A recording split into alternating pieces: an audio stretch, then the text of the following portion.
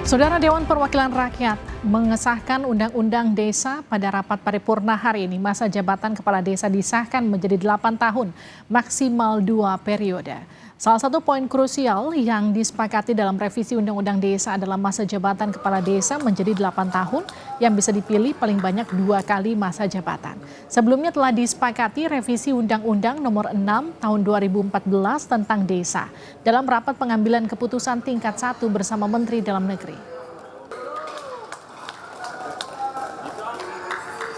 Keputusan yang terbaik untuk semua ya, dan ini tentu saja prosesnya udah panjang ya, kita semua juga udah tahu, udah melibatkan semua pihak, prosesnya juga sudah melibatkan banyak masukan dan proses dinamika ya di lapangan juga banyak sekali, dan ini yang terbaik insya Allah ke depan dan bisa berguna bagi desa, bukan hanya perangkat desanya tapi juga bagi kesejahteraan desanya. DPR resmi mengesahkan RUU Desa menjadi Undang-Undang Desa. Masa jabatan kepala desa disahkan menjadi 8 tahun, maksimal 2 periode secara berturut-turut atau tidak berturut-turut. Bila terpilih berturut-turut, kepala desa bisa berkuasa hingga 16 tahun lamanya. Sementara itu anggaran desa yang awalnya 1 miliar rupiah per desa per tahun naik menjadi 2 miliar rupiah per desa per tahun. DPR mengesahkan RUU tentang desa menjadi undang-undang. Salah satu poin krusial dalam undang-undang tersebut adalah masa jabatan kepala desa menjadi 8 tahun maksimal 2 periode. Lantas dampak apakah yang bisa dirasakan bagi pemerintahan maupun masyarakat desa dengan hadirnya undang-undang ini? Kita bahas bersama Wakil Ketua Balik DPR RI, Ahmad Baidowi, dan mantan Dirjen Otda Kementerian Dalam Negeri, Johermansyah Johan. Selamat malam Pak Jojo, selamat malam juga Mas Owi. Malam Ricky, Prof. Jojo. Ya, malam. Saya ke Mas Owi dulu ya. Mas Owi, jadi apa alasan DPR langsung mengesahkan RUU Desa menjadi Undang-Undang Desa ini? Ya, sebenarnya tidak langsung disahkan. Semua mengikuti prosedur pembentukan perundang-undangan. Mulai dari perencanaan, penyusunan, pembahasan, pengesahan, hingga nanti pengundangan dan juga pemberitahuan.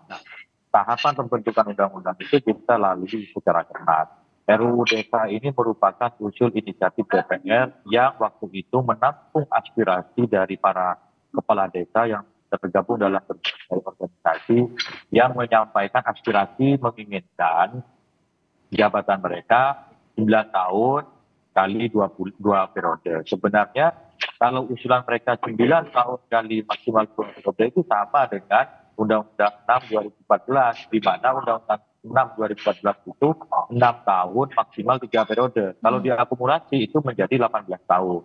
Namun demikian, usulan kepala desa yang 9 kali 2 tidak kita akomodir karena kita juga harus melihat reasoning ataupun alasannya kenapa. Kalau soal alasannya konsolidasi politik supaya tidak terganggu dengan tidak mengganggu pembangunan desa, ya kita bisa terima, tetapi rujukan 9 tahun itu dari mana? Ternyata rujukan 9 tahun kali 2 itu karena jumlah akumulasinya. Kalau di Undang-Undang 6 itu 6 kali 3, 18. Oke. Nah, diusulkan 9 kali 2, 18. Namun demikian kita punya jurisprudensi dalam Undang-Undang 5 tahun 79 tentang desa. Waktu itu diatur di Undang-Undang itu masa jabatan kepala desa 8 tahun dan maksimal 2 periode. Jadi gini Mas Owi, yang jadi pertanyaan, selain kepala desa yang pasti diuntungkan dengan disahkannya undang-undang ini, apa untungnya bagi masyarakat? Ya, pembangunan di desa tidak terkontaminasi oleh hiruk-pikuk politik 5 tahunan. Karena kepala desa itu merupakan satuan pemerintahan yang paling bawah, yang dipilih secara langsung, dan mereka itu kalau hanya 5 tahun, konsolidasi organisasi, konsolidasi pemerintahan untuk pembangunan itu paling lama 3 tahun. Karena tahun pertama itu sudah sibuk melakukan konsolidasi bekas-bekas pilkada. Tahun kedua, tahun ketiga, tahun keempat itu baru dia bisa membangun. Tahun kelima sudah mikir kontestasi lagi. Nah itu yang sering dikeluhkan di desa, sehingga pembangunan di desa seringkali tersendat ketika ada hiruk-pikuk politik. Nah, kalau soal alasan anggaran yang dinaikkan dari 1 miliar menjadi 2 miliar, Mas Owi? Ini kan asas pemerataan pembangunan, bahwa pembangunan itu tidak hanya sentral di perkotaan, tetapi bagaimana pembangunan itu juga dirasakan oleh masyarakat di desa. Kalau pembangunan ekonomi di desa maju, maka tidak ada alasan bagi masyarakat untuk melakukan urbanisasi ke kota. Kalau sumber-sumber ekonomi, sumber-sumber kesejahteraan itu sudah ada di tingkat desa, maka desa itu akan maju dan arus urbanisasi ke kota itu bisa dicegah. Baik, saya ke Pak Jojo. Pak Jojo, kita sudah dengarkan pernyataan dari Mas Owi dan sudah disahkan juga di DPR. Apa respon Anda? Ya, yang pertama saya ingin mengatakan bahwa ini bertentangan dengan spirit reformasi ya. Ketika reformasi, kita ingin ada limitasi kekuasaan. Kita batasi itu kekuasaan itu, ya kekuasaan presiden sampai ke bawah. Nah, jadi itu sudah mencederai. Mau dikasih 8 tahun, sementara kepala pemerintahan itu standarnya 5 tahun dan 2 periode. Nah, yang kedua adalah soal lama masa jabatan 8 tahun itu punya hitungan terkait dengan kemungkinan orang kalau berkuasa terlalu lama, dia itu akan cenderung mendominasi dan dia akan menjadi the strong man di tingkat desa. Nah, jadi kemungkinan penyelewengan, abuse of power di desa itu, kemungkinan kemudian juga check and balance menjadi lemah, jadi mengganggu demokrasi di desa. Karena ketika dia 8 tahun, tambah lagi 8 tahun, 16 tahun, itu semua badan musyawaratan desa, tokoh-tokoh desa, itu tidak akan ada yang berani menentang atau men-challenge dia. Nah, bisa apa yang disebut dengan nepotisme. Ya.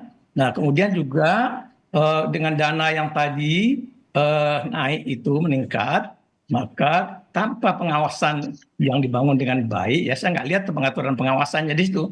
Nah, akan terjadi kemungkinan dengan dana desa yang lebih intensif daripada yang sekarang. Nah, jadi kemungkinan itu akan merebak perilaku koruptif di desa. Nah, ini harus kita waspadai lah, ya, karena kalau ini nanti tidak dilakukan dengan baik antisipasinya oleh pemerintah khususnya sebagai pelaksana undang-undang, saya yakin itu ini akan benar-benar terjadi ke depan. Pak Jojo, tapi kan sudah disahkan sekarang, jadi artinya sudah diputuskan 8 tahun kali 2, terus kemudian anggarannya 2 miliar rupiah per tahun. Bagaimana kemudian pengawasannya yang efektif untuk mencegah tadi kepala desa yang jadi tersangka korupsi dan juga penyalahgunaan kekuasaan? Nah, itu ada lagi satu lagi nih, potensi kepala desa itu tidak bisa diapa-apain ya, kalau dia menyimpang menyeleweng, karena dia mendapatkan semacam kekebalan hukum di undang-undang desa ini. Jadi kalau ada misalnya program dalam konteks pelaksanaan program, kepala desa tidak dapat dikriminalisasi lah gitu ya. Nah, kecuali nanti dibuktikan oleh audit BPKP. Nah, ini saya kira akan menambah potensi itu. Oleh karena itu maka saya menyarankan pengawasan untuk kepala desa itu turun ke bawah.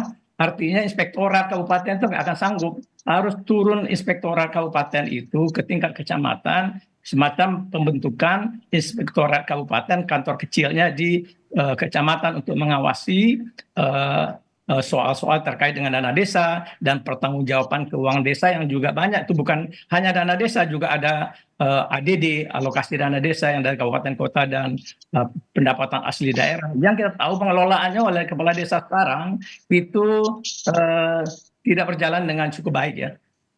Baik, lalu bagaimana kalau kita bicara optimalisasi dari undang-undang desa ini, Mas Owi? Jadi gimana nanti ke depan? Ya, tentu partisipasi pengawasan, partisipasi dari masyarakat itu kami butuhkan. Undang-undang desa ini juga tidak menutup ruang bagi publik untuk melakukan pengawasan termasuk media. Peran BPD, Badan Permusyawaratan Desa, itu juga kita tingkatkan.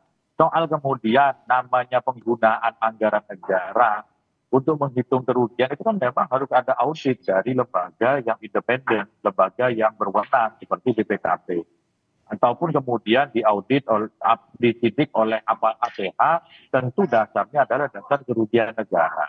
Tidak bisa misalnya kita main cukup sekelompok masyarakat tiba-tiba nuduh kepala desanya korupsi tanpa bukti karena ada tuduhan, terus tidak ada audit karena ditekan masyarakat, terus dikriminalisasi.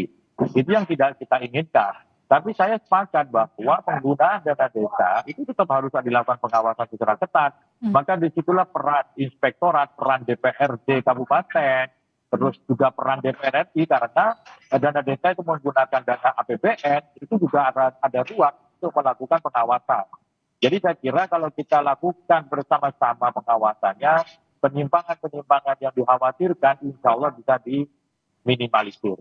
Oke, terima kasih sudah bergabung di Sapa Indonesia Malam. Artinya ketika kekuasaannya diperpanjang, anggarannya diperbanyak, jangan sampai kemudian ke depannya penyalahgunaannya juga jadi semakin tidak terkontrol begitu, semakin banyak kasusnya. Karena kemarin-kemarin kan kalau kita lihat itu kasus korupsi penyalahgunaan anggaran desa itu sudah cukup banyak begitu ya Pak Jojo. Jadi kalau kita lihat nih Pak Jojo, terakhir untuk Pak Jojo, setelah ini disahkan, apa yang kemudian harus dilakukan masyarakat?